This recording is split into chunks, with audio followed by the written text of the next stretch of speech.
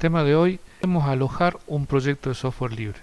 Hemos visto en otro momento de que a través de los sistemas de control de versiones podemos tener una serie de herramientas para poder gestionar el código, para poder hacer seguimiento de los distintos cambios que se realizan y para que se pueda trabajar cooperativamente.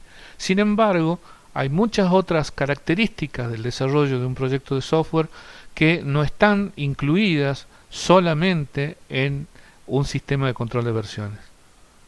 Para eso hay una serie de servicios, algunos gratuitos, otros pagos, otros que ofrecen distintos planes, que nos posibilitan tener herramientas para gestionar el proyecto en su conjunto. Es decir, ¿para qué son estos sistemas de hosting de software libre? Bueno, son para albergar el desarrollo de un proyecto de software libre, para tener herramientas que permitan administrar esos proyectos y para posibilitar, favorecer, alentar el trabajo colaborativo. De esos sistemas, los más populares, por lo menos tomando un sitio web que se llama Slant, son estos que se ven en pantalla, GitLab y GitHub, que obviamente por su nombre ya nos indica que están utilizando un sistema de control de versiones Git. Siguen Bitbucket, Codeberg, y bueno, hay algunos como Launchpad que son utilizados en el ámbito del desarrollo de Ubuntu, por ejemplo. Si bien cada uno va a ofrecer algunas prestaciones diferentes, hay algunos aspectos que son comunes a todos ellos. Por lo pronto brindan alojamiento para el código fuente, es decir, a donde podemos almacenar las distintas modificaciones, las distintas versiones que vamos produciendo de un proyecto de software libre, que allí esté disponible el código fuente, algo que obviamente es propio de un proyecto de software libre. En general ofrecen alguna forma de gestionar los documentos. Los documentos tienen que ver desde manuales hasta los documentos propios del desarrollo que se van produciendo en el marco del desarrollo de un proyecto de software.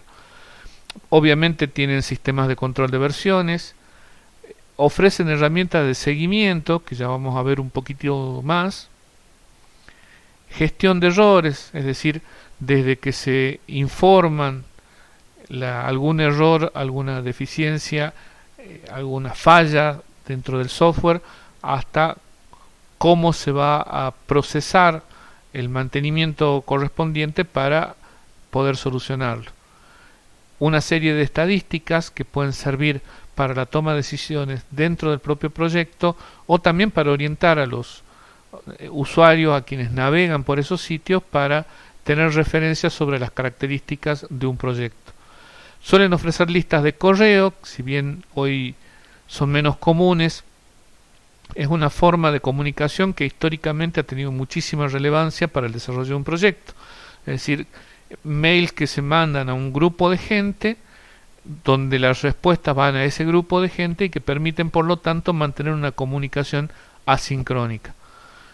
Foros que en general quedan directamente dentro de la propia página web o dentro del sitio que alberga el proyecto de software, donde también se van emitiendo opiniones y donde se van haciendo propuestas, discusiones respecto del desarrollo de un proyecto. Y bueno, y finalmente también algunas ofrecen la posibilidad de que se tenga una página web del proyecto. Uno de los puntos centrales y que seguramente facilitan mucho a cualquier proyecto de software es el de gestión de errores. Veamos por ejemplo el caso de SourceForge para ver el tipo de funcionalidades que nos ofrece. En SourceForge se identifica el estado de un error de acuerdo a estas distintas posibilidades. Uno, cuando algún usuario, algún integrante del equipo informa de que se ha producido un error, estaría en la situación de abierto, open. Al cabo de un tiempo, si no tiene ningún tipo de definición, estará pendiente, es decir, ya está reconocido como un error, pero está pendiente. De esa situación podría volver a la situación de abierto o podría ser cerrado. Cuando está cerrado es que ya no se va a hacer nada con ese informe de error. También un informe puede ser enviado a deleted, a ser borrado, si es que se considera que no se trata de un error. Pero también podría ocurrir que una vez que ya llegó a esa situación, se verifique que el reporte sí correspondía a una falla en el software, algo que hay que modificar, y por lo tanto puede volver a estar abierto. Estos son los estados que están previstos en el tracker de SourceForge. Veamos otro ejemplo que por ahí tiene una variedad mayor y entonces nos orienta mejor sobre las posibilidades de gestión de los errores. Al igual que en el caso que vimos hace un rato, en Launchpad también un error que ha sido reportado aparece como nuevo. Acá se ven arriba una serie de opciones diferentes, incompleto. Puede ser de que el reporte no tenga todos los elementos necesarios para poder reproducir ese error. Es decir, alguien dice, algún usuario, que ha encontrado tal falla. La comunica, sube a través de estos sistemas la información sobre ese error, pero a lo mejor no es suficiente como para que un desarrollador u otra persona reproduzca, vuelva a hacer lo mismo y vuelva a darle el mismo error. Entonces, en ese caso, su situación sería de incompleto. Podría ser de inválido si no corresponde a un error, pero también podría ser de que esté bajo consideración para remoción, es decir, que aún esté bajo necesidad de ser analizado para ver si es que se elimina o no ese reporte. Si finalmente el error, además de ser un error, se confirma que es un error, es decir, se lo puede reproducir, se puede comprobar de que en determinada circunstancia el software falla, entonces va a estar en la situación de confirmado. El destino de ese error no necesariamente es que va a ser resuelto. Puede ser que se resuelva que no va a ser corregido, al menos en esta versión, o no está en los planes resolver esa situación por las causas que sea, porque es algo que ocurre muy pocas veces, porque ocurre solo bajo determinadas plataformas que son hoy por hoy se utilizan poco, etcétera. Por las razones que fuera, quienes administran el proyecto de software podrían resolver que no se lo va a corregir. Won't fixed suele figurar en inglés esa situación, ese estado para un determinado error. También puede estar en la situación de evaluado, es decir, se ha analizado la pertinencia de resolver ese error.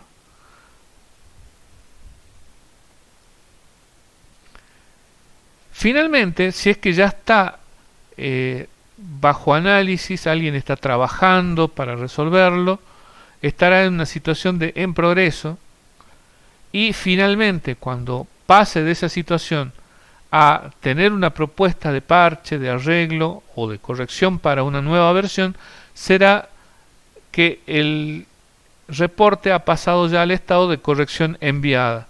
Y finalmente, cuando se integre a una nueva publicación, a una nueva versión, va a ser una corrección publicada.